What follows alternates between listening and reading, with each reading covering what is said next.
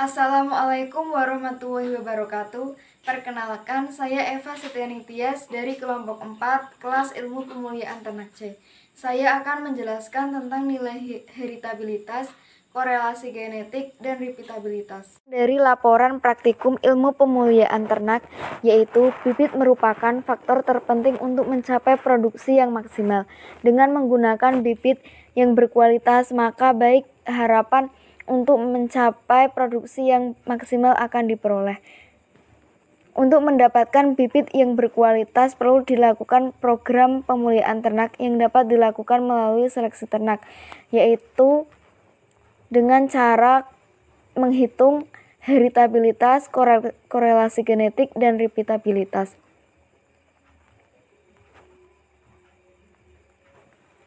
Perhitungan memiliki fungsi yang berbeda.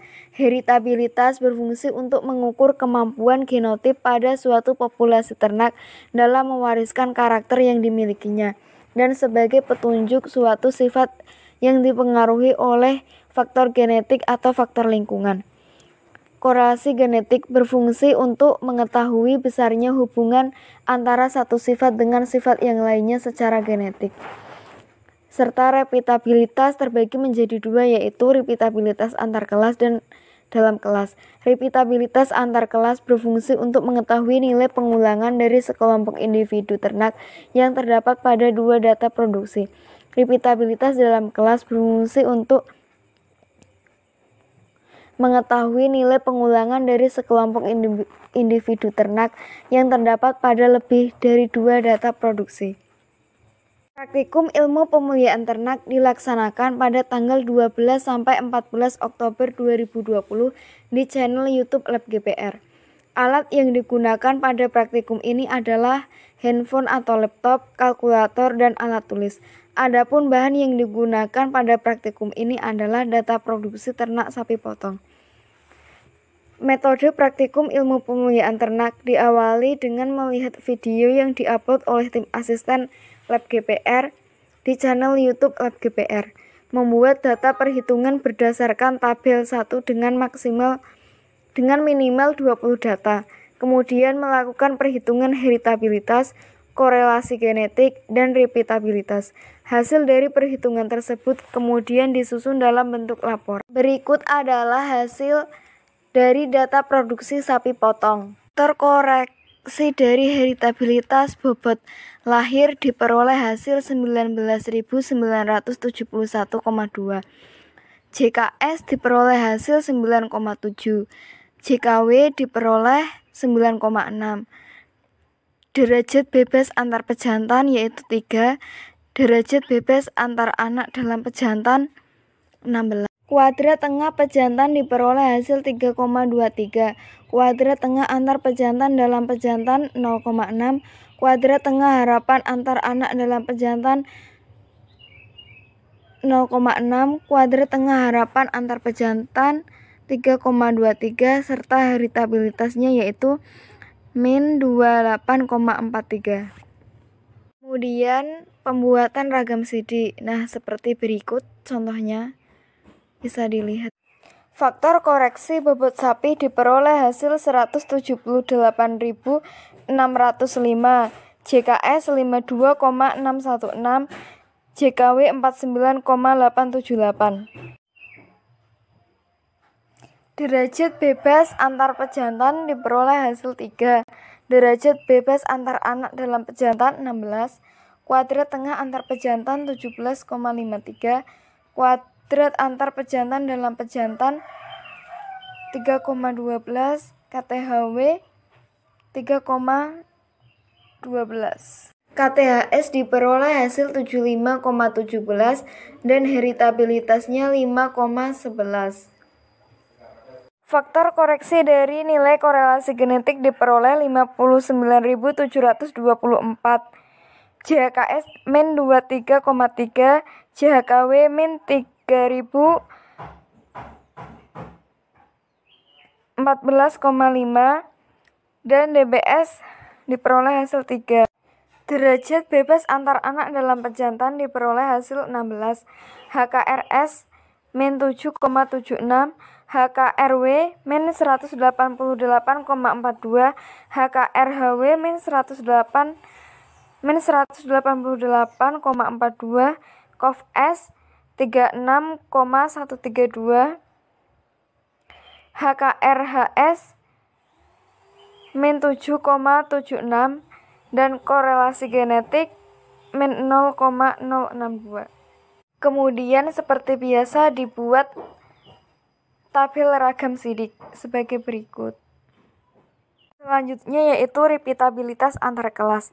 Repeatabilitas antar kelas diperoleh hasil 1,96. Selanjutnya menghitung dari repeatabilitas antar kelas yang diperoleh hasil faktor koreksinya yaitu 326.573,42, JKB 270,745, JKW 326.823,965, DBB 15, DBW 16, KTB 18,05, KTW 20.426,5, KTHW 20.426,5, KTHB 18,05. Nilai repeatabilitasnya yaitu min 0,99. Nah, selanjutnya yaitu pembuatan ragam sidik seperti berikut. Nah, untuk pembahasan heritabilitas diperoleh hasil bobot lahir sebesar min 28,43 dan heritabilitas bobot sapi sebesar 5,11. Hasil tersebut tidak sesuai dengan standar rentang nilai heritabilitas, di mana rentang nilai berkisar antara 0 sampai 1. Nilai heritabilitas dibedakan atas 3 kategori, yaitu kategori kecil, sedang, dan besar. Nilai heritabilitas dikatakan kecil jika nilainya 0 sampai 0,2, sedang 0,2 sampai 0,4, dan besar jika bernilai lebih dari 0,4. Korelasi genetik antar sifat adalah derajat kerataan hubungan antara sifat-sifat di antara total rata-rata pengaruh dari gen yang dikandungnya. Berdasarkan perhitungan yang diperoleh, hasil korelasi genetik sebesar min 0,062. Hasil yang diperoleh tidak memenuhi standar korelasi genetik yaitu min 1 sampai 1. Hal tersebut dapat disebabkan oleh kesalahan pengambilan sampel. Faktor yang dapat mempengaruhi nilai korelasi genetik adalah gen pleiotropi dan gen berangkai yang diwariskan oleh induk ke keturunannya. Kemudian repeatabilitas. Repeatabilitas merupakan kemampuan suatu atau sekelompok individu untuk mengulangi performa produksinya dari produksi pertama dengan produksi selanjutnya secara genetik. Repeatabilitas dibagi menjadi dua, yaitu repeatabilitas antar kelas dan repeatabilitas dalam kelas. Repeatabilitas antar kelas digunakan untuk mengetahui tingkat pengulangan data pada dua data produksi, dan repeatabilitas dalam kelas digunakan untuk menghitung data lebih dari dua data produksi.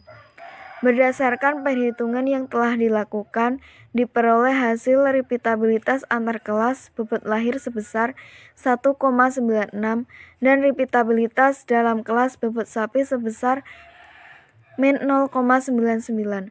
Rentang nilai standar repeatabilitas adalah 0 sampai 1.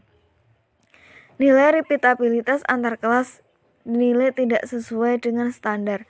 Hal tersebut dapat dipengaruhi oleh kesalahan atau ketidakvalidan dalam pengambilan data serta pengambilan data yang terlalu sedikit. Sedangkan nilai repeatabilitas dalam kelas juga belum memenuhi standar. Faktor yang mempengaruhi nilai repeatabilitas adalah lingkungan, waktu, jumlah ternak, dan metode analisis yang digunakan. Dari praktikum ilmu pemulihan ternak dapat disimpulkan bahwa nilai heritabilitas bobot lahir dan bobot sapi menunjukkan nilai yang di luar rentang nilai heritabilitas. Hal ini disebabkan karena kevalitan data yang kurang ataupun jumlah data yang terlalu sedikit. Nilai korelasi genetik antara bobot lahir dengan bobot sapi potong menunjukkan angka yang rendah, yang dapat disebabkan oleh banyak faktor, diantaranya adalah lingkungan dan genetik induk.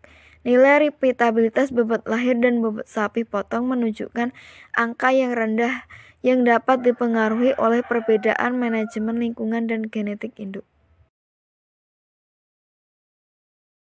Sekian dari saya, kurang lebihnya mohon maaf. Wassalamualaikum warahmatullahi wabarakatuh.